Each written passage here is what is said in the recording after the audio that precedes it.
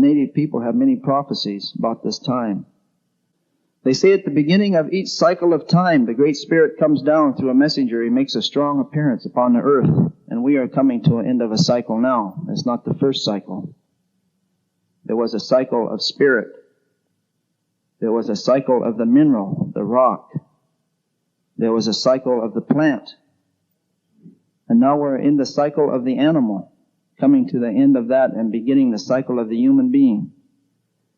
When we get into the cycle of the human being, the highest and greatest powers that we have will be released to us and be released from that light or soul that we carry to the mind. But right now we're coming to the end of the animal cycle when we have investigated ourselves and learned what it is to be like an animal on this earth. And at the beginning of this cycle of time, long ago, the Great Spirit came down and He made an appearance. He gathered the peoples of the earth together. They say on an island that is now beneath the water. And He said to the human beings, He said, I'm going to send you to 4 directions. And over time, I'm going to change you to 4 colors. But I'm going to give you some teachings, and you will call these the original teachings. And when you come back together with each other, you will share these so that you can live and have peace on earth, and a great civilization will come about. And He said, during this cycle of time, I'm going to give each of you 2 stone tablets. And He said, when I give you those stone tablets, don't cast them upon the ground. Because if any of the brothers and sisters of the 4 directions and the 4 colors cast their stone tablets on the ground, not only will the human beings have a hard time, but almost the earth itself would die. And so He gave us each a responsibility, and we call that the guardianship. And to the Indian people, the red people, He gave the guardianship of the earth. And we were to learn during this cycle of time the teachings of the earth and the plants that grow from the earth and the foods that you can eat and the herbs that are healing. So that when we came back together with the other brothers and sisters, we could share this knowledge with them, because something good was to happen on the earth. And to the south, He gave the yellow race of people the guardianship of the wind. And they were to learn about the sky and breathing and how to take that within ourselves for spiritual advancement. And they were to share that with us in this time. And to the west, where there's blackness of night, He gave the black race of people the guardianship of the water. And they were to learn the teachings of the water, which is the chief of the elements. It is the most humble and also the most powerful. And to the north, where there's white snow on this continent, He gave the white race of people the guardianship of the fire. And if you look at the center of many of the things they do, you will find the fire. In this light bulb, they say that is the white man's fire. If you look at the center of a car, you will find a spark.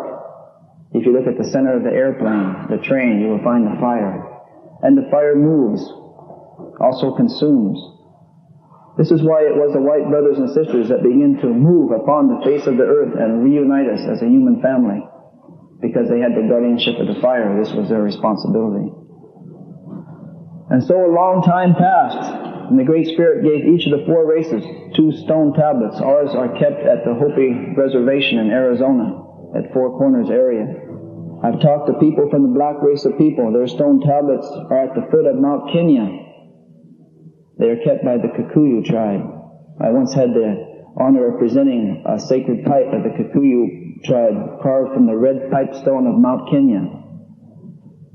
One time I was at an Indian spiritual gathering. A medicine man from South Dakota put a beaded medicine wheel in the middle of the gathering, and it had the 4 colors and the 4 directions. And he asked the people, where is this from? And they said, oh, probably Montana, South Dakota, maybe Saskatchewan. He said, this is from Kenya. It was beaded just like ours, same colors. The stone tablets of the yellow race of people are kept by the Tibetans in Tibet. And the guardians of the traditions of the people of Europe are the Swiss. In Switzerland, they still have the mask day when each family brings out its mask. They still know the colors of their families. They still know their symbols, some of them. Each of these 4 keepers happen to be people that live in the mountains. If you went straight through the Hopi reservation to the other side of the world, you would come out in Tibet. The Tibetan word for sun is the Hopi word for moon, and the Hopi word for moon is the Tibetan word for sun, because they're on the opposite sides of the world. They said that the roads of this land would either go north-south or they would go east-west. If they went north-south, we would come together as brothers and sisters. But if they went east-west, there would be destruction, and almost the earth itself would have a hard time. So you all know the roads went east-west. They said things then would be lost from the east to the west. They would be lost from the south to the north. But they would come back from the west to the east and come back from the north to the south. So in 1976, from the west to the east coast of this land, from San Francisco to Washington, D.C., people carried a sacred pipe bundle by hand on foot across this land. Because they said if we carried this bundle across the earth, the powers would begin to come back. It was carried from west to east. They said a spiritual fire would be lit in the north, and it would come down the northwest coast of this land. This is it. We have the capacity to start the spiritual fire now here.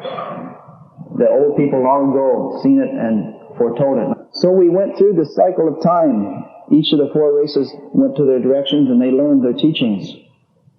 And we were given a sacred handshake to show when we came back together as brothers and sisters that we remembered the teachings. It was indicated on the stone tablets that the Hopis had that the first brothers and sisters that would come back to them would come as turtles across the land. They would be human beings, but they would come as turtles. So when the time came close, the Hopis built a special village to welcome the turtles that would come across the land, and they got up in the morning and looked out at sunrise, and they looked out across the desert and they saw the Spanish coming covered in armor like turtles across the land. So this was them. So they went out to the Spanish man and they extended their hand, hoping for the handshake, but into the hand the Spanish man dropped a trinket. And so word spread throughout North America that there was going to be a hard time, that maybe some of the brothers and sisters had forgot the sacredness of all things, and all the human beings were going to suffer for this on the earth. So tribes began to send people to the mountains to have visions, to try to figure out how they could survive. At that time there was 100,000 cities in the Mississippi Valley alone called the Mound Civilization. Cities built on great mounds. Those mounds are still there. There was 100,000 cities of native people. And they were wondering how they could survive, live off the land, because they knew a hard time was going to come. They began to send people to have visions to see how we could survive this time. People came on the East Coast, and we were told in the prophecies that we should try to remind all the people that would come here of the sacredness of all things. And if we could do that, there would be peace on earth. But if we did not do that, when the roads went clear from east to west, and when the other races or colors of the earth had walked clear across this land, if by that time we had not come together as a human family, the Great Spirit would grab the earth with His hand and shake it. And so if you read the treaty negotiations from Red Jacket of the Six Nations on the east coast of this land, clear to Chief Joseph and Chief Seattle on the west coast of this land, they all said the same thing. Chief Joseph said, I accord you the right, and I hope that you accord me the right to live in this land. We always were trying to live together. But instead of living together, you all know there was separation, there was segregation. They separated the races, they separated the Indians, and they separated the blacks. So when they got to the west coast of this land, the elders that were aware of many of these prophecies, when they got to the west coast of this land, they said they would then begin to build a black ribbon. And on this black ribbon, they would move a bug. And when you begin to see this bug moving on the land, that was a sign for the first shaking of the earth. And this first shaking of the earth would be so violent that this bug would be shaken off the earth into the air, and it would begin to move and fly in the air. And by the end of this shaking, this bug would be in the air around the world. And behind it would be a trail of dirt.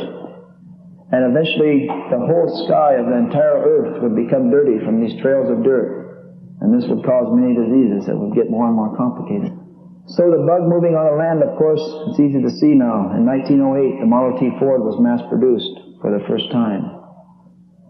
So the elders knew the first shaking of the earth was about to come about. That's the First World War. In the First World War, the airplane came into wide usage for the first time. That was the bug moving into the sky. And so then they knew that something very important would happen. There would be an attempt to make peace on earth on the west coast of this land. And so the elders began to watch for this. And they begin to hear that there was going to be a League of Nations in San Francisco. So the elders gathered in Arizona around 1920 or so, and they wrote a letter to Woodrow Wilson, and they asked if Indian people could be included in the League of Nations. At that time, the United States Supreme Court had held that a reservation is a separate and semi-sovereign nation, not a part of the United States, but protected by it. And this was of concern because people didn't want the reservations to become more and more separate. They didn't want them to be considered nations. So they did not write back, and the native people were left out of the League of Nations. So that circle was incomplete. In the League of Nations circle, there was the southern door, the yellow people. There was the western door, the black people. There was the northern door, the white people. But the eastern door was not attended. And the elders knew that peace would not come on earth until the circle of humanity is complete. Until all the four colors sit in the circle and share their teachings, then peace will come on earth. So they knew things would happen. Things would speed up a little bit. There would be a cobweb built around the earth, and people would talk across this cobweb. When this talking cobweb, the telephone, was built around the earth, a sign of life would appear in the east, but it would tilt and bring death. It would come with the sun. But the sun itself would rise one day, not in the east, but in the west. So the elders said, when you see the sun rising in the west, and you see the sign of life reversed and tilted in the east, you know that the great death is to come upon the earth. And now the Great Spirit will grab the earth again with His hand and shake it. And this shaking will be worse than the first. So the sign of life reversed and tilted, they called that the swastika. And the sun rising in the west was the rising sun of Japan. These two symbols are carved in stone in Arizona. When the elders seen these two flags, these were the signs that the earth was to be shaken again.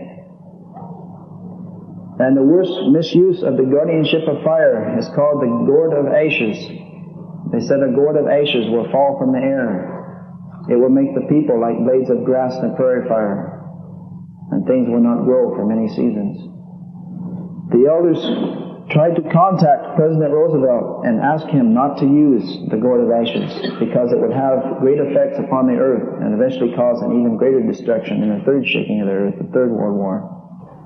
So they knew that after the second shaking of the earth and they saw the gourd of ashes fall from the sky, they knew then they would be trying to make peace on the other side of this land. And because the peace attempt on the west coast had failed, they would build a special house on the east coast of this Turtle Island, North America. And all the nations and the peoples would come to this house, and it would be called the House of Mica. It would shine like the mica on the desert shines.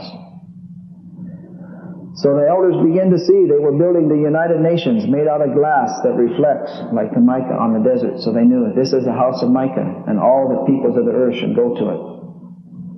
So they met and talked about this. They said that in 1920s they had written and they had not been responded to, so this time they said we better go to the front door of the House of Mica because things might get a lot worse. So elders representing a number of tribes, I believe, drove to New York City. When the United Nations opened, they went to the front door of the House of Mica. And they said these words, we represent the indigenous people of North America and we wish to address the nations of the earth. And they said, we're going to give you 4 days to consider whether or not we will be allowed to speak. And they retreated to one of the Six Nations reserves in New York State. The Six Nations reserves are the keepers of the great law of peace of the prophet that appeared here in North America, Daganawida. And this great law of peace is still recited. It takes 4 days between sunrise and noon each year in Indian by memory. It's recited about this time of year. 4 days later they came back, and I believe the nations of the earth, they heard that the Indians had come to the door, and they voted to let the Indians in. They wanted to hear what they had to say.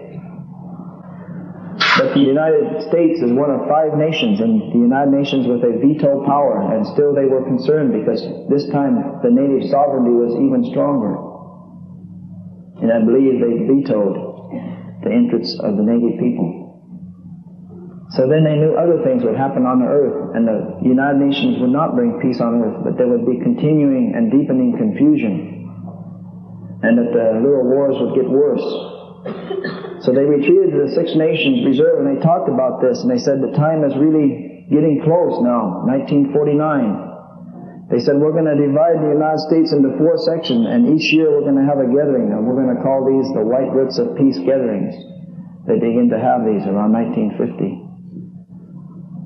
And they authorized certain men to speak in English for the first time about these prophecies. One that I used to listen to many times over and over was Thomas Benyaka. He was a Hopi. He is a Hopi man who was authorized to speak in English about what was on the stone tablets.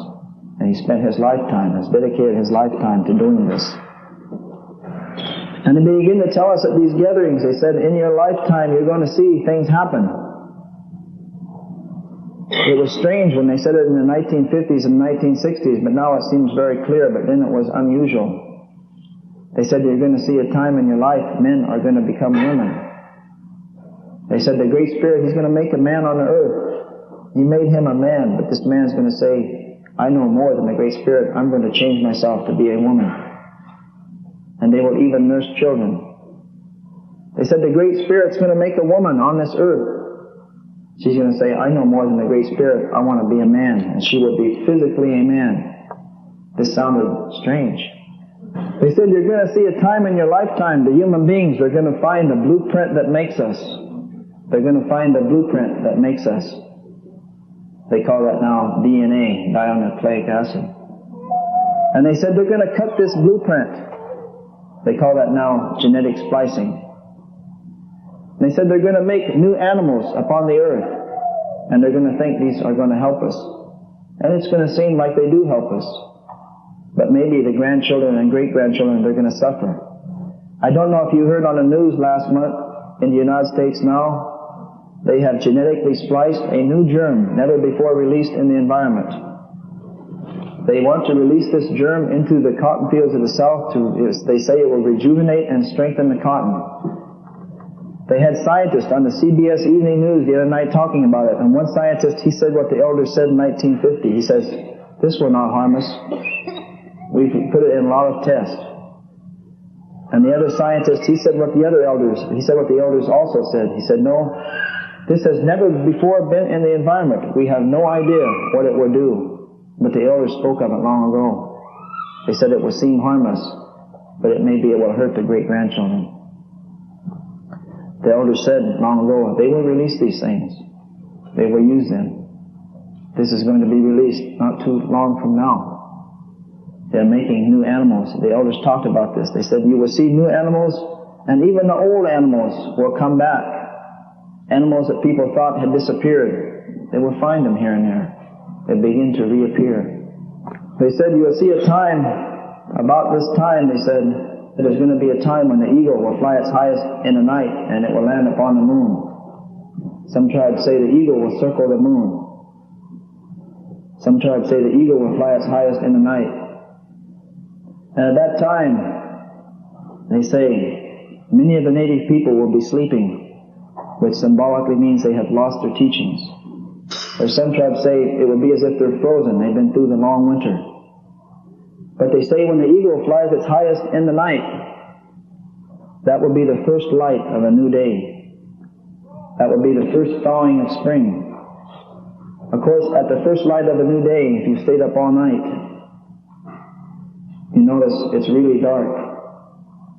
And the first light, you want to see it, but you can't. It sneaks up on you. You want to see it change, but it was dark, and then pretty soon it's getting light before you know it.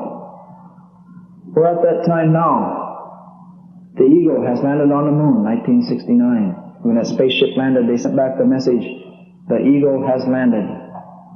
Traditional native people from clear up in the Inuit that have shared with us, they have this prophecy clear down to the Quechuas in South America who have shared with us, they have this prophecy. When they heard those first words, the eagle has landed, they knew that was the start of a new time, a new power for native people. There is absolutely nothing strong before us now. We may do anything we wish. In 1776, when the United States government printed the dollar in one claw, if you've ever noticed, there's an olive branch in this claw. They said that represented peace. The Indian elders shared with me in South Dakota, for them that represents the enslavement of black people. In the prophecies of the Six Nations people, they say there will be two great uprisings by black people to free themselves. We've seen one about 1964. There will be a second, more violent one to come. And the other claw is 13 arrows. The founding fathers of the United States said that represents the 13 states. But they say the elders, that represents the enslavement of native people. When the eagle landed on the moon, they decided to print a special silver dollar to commemorate that. I don't know how many of you noticed it. The original design showed the spaceship landing on the moon, but at the last minute it was changed to an actual eagle. And in the eagle's claws is the olive branch, but the arrows are gone. And the elders said, that's our prophecy. We have been released. There was one more uprising coming for the black race of people, and then they will be released. And this is also going to have an effect on native people, a good effect. But we're in that time now. We're between the first light of a new day and the sunrise. The sunrise is about to come. When it comes up, everyone is going to see it. But you know how it is in the village. There's a few people that get up early, and there's some that sleep till noon. And he said when that eagle lands on the moon, the powers begin to come back to us. And you know, as an alcoholic person, I feel that one of our greatest diseases is alcoholism. And within 7 days of the time the eagle landed on the moon, the first native alcoholism program was started on an Apache reservation in Arizona. Within 7 days of the time the eagle landed on the moon, the Freedom of Indian Religion Act was introduced into the United States Congress. In 1978, it was signed by President Carter. I believe it was November 10th. It was punishable at one time to go to jail for 10 years and or a $10,000 fine for singing a song or doing a sweat. This was changed in 1978. The legislation was introduced in 1969, less than 7 days after the eagle landed on the moon. These are the physical manifestations of the spiritual prophecies that we have. So he said at this time you're going to see things will speed up. The people on the earth will move faster and faster. Grandchildren will not have time for grandparents. Parents will not have time for children. It will seem like time is going faster and faster, and the elders advised us, as things speed up, you yourself should slow down.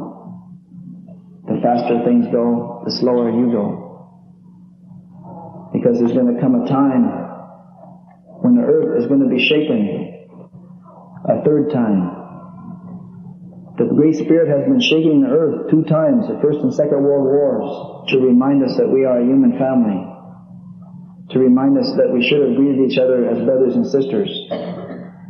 We had a chance after each shaking to come together in a circle that would have brought peace on earth.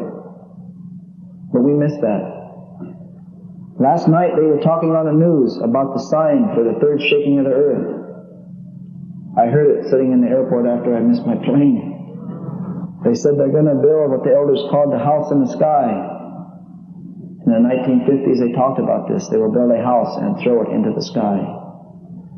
When you see people living in the sky on a permanent basis, you will know the Great Spirit is about to grab the earth. This time not with one hand, but with both hands. Many of you of native background may have heard the spirits will warn you twice, but the third time you stand alone. We've had 2 warnings, the first 2 world wars, but now we stand alone in the third one. As it says in the Baha'i writings, there will be no one protected. When this house is in the sky, the Great Spirit's going to shake the earth a third time, and whoever dropped that gourd of ashes upon them, it's going to drop. They say at that time there will be villages in this land so great that when you stand in these villages, you will not be able to see out. And in the prophecies, these were called villages of stone, or prairies of stone. And they said the stone will grow up from the ground and you'll not be able to see beyond the village. And at the center of each and every one of these villages, there will be native people, and they will walk as hollow shells upon a prairie of stone. They said hollow shells, this means they will have lost many of their traditional understandings. They will be empty within. They said after the eagle lands on the moon, some of these people will begin to leave these prairies of stone and come home and take up some of the old ways and begin to make themselves reborn because it's a new day. But many will not. And they said there's going to come a time when in the morning the sun is going to rise and those villages of stone will be there. And in the evening there will just be steam coming from the ground. There will be as steam. And in the center of many of those villages of stone, when they turn to steam, the native people will turn to steam also because they never woke up and left the village. And this used to bother me when I was a young man. I used to ask the elders, isn't there anything we can do? And they said, well, it's just that way that if the person does not have the spiritual eyes to see, it's very hard to show them. Or if they don't have the ears to hear, it's very hard to speak with them. We wish that we could go get them all, but we can't. It's just that some are not going to wake up. But some will wake up. And so they say there's going to be the third shaking of the earth. It's going to be not a good thing to see, but we will survive it. We will survive it. And when we survive it, then there's going to be another attempt to make a circle of the human beings on the earth. And this time the native people will not have to petition to join, but will be invited to enter the circle because they say the attitude towards us will have changed by then. And people will invite us into the circle, and all the four colors of the four directions will share their wisdoms, and there will be a peace on earth. This is coming close. All times when I share this message of the prophecies, people say, can't we change it? Could we stop it? The answer is yes. The prophecies are always either or. We could have came together way back there in 1565 and we could have had a great civilization, but we didn't. Always along the path of these prophecies we could have came together. We still could. If we could stop racial and religious disharmony, we would not have to go through this third shaking. The elders say the chance of that is pretty slim. It seems to me like it's pretty slim too. But they say what we can do is we can cushion it. The word we use is cushion. We can cushion it. So it won't be quite as bad. How do we do this? We do this by sharing the teaching that will reunite us. The Hopis and their prophecies say there will be a religion that comes here. Maybe it will be true and bring unity, or maybe it will not bring unity. If it does not bring unity, a second religion will come. And the people of this religion are known in the Hopi language as the Baha-Ni, the people of Baha. Ni means people of. So I was looking for the people of Baha. I wondered who the people of Baha were. Baha, it means light or glory. Baha'i means followers of the light, or the people of Baha. We've been waiting for these people a long time. They say they will bring a teaching that will unite the earth. So we need to share this teaching. They say the fire will come from the north. So here we are in the circle in the north, talking about the Bahanis, the people of Baha, and the teachings of Baha'u'llah. When I heard about these, none of them made any sense. But now most of it has come to pass.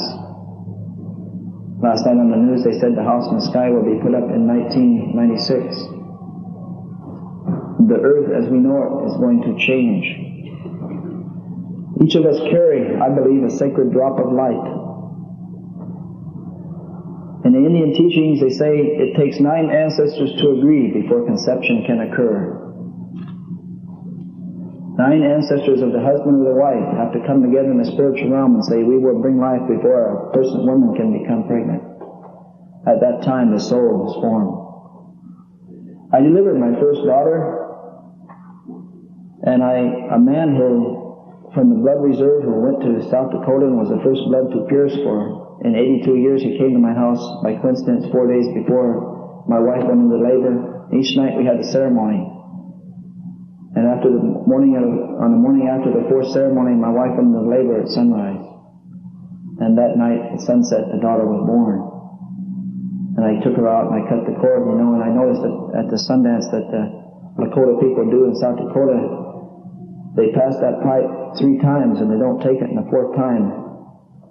And even in Washington, I've heard the coming of a child is like the coming of a new pipe.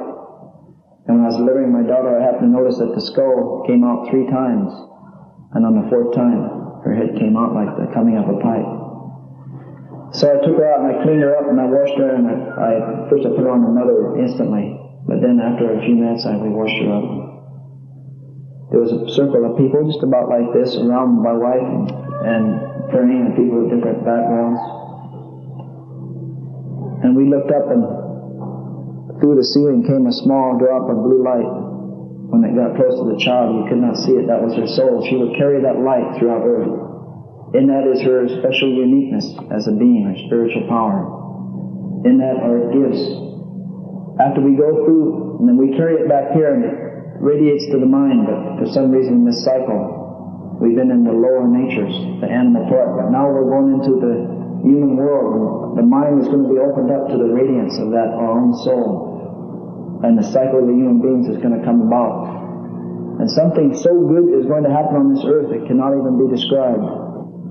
The elders say it in different ways. They say something like this. They say, there will be grass at that time when they make that circle and bring the peace on the earth. There will be blades of grass that have not quite come through the earth. Even they will try to push themselves up to be part of that day when the sun rises. They say out here outside this building, long before there was the fairgrounds here, there were Native people. They say many of these Native people in different tribes, they were aware of these things, and they told their children. Their children grew up.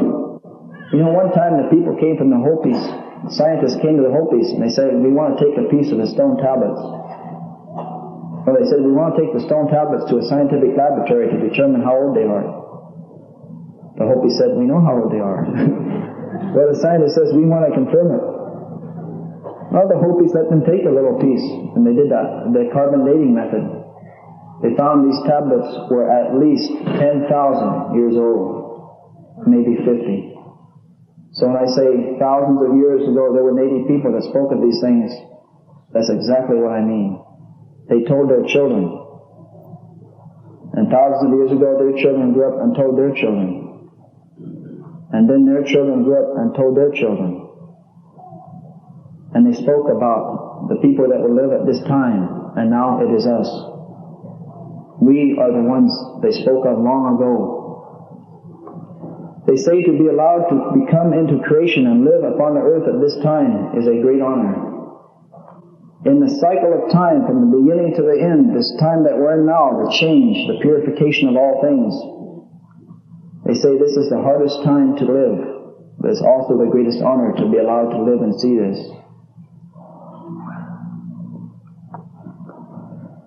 In the state of Washington in 1855, they signed treaties and made 22 Indian reservations.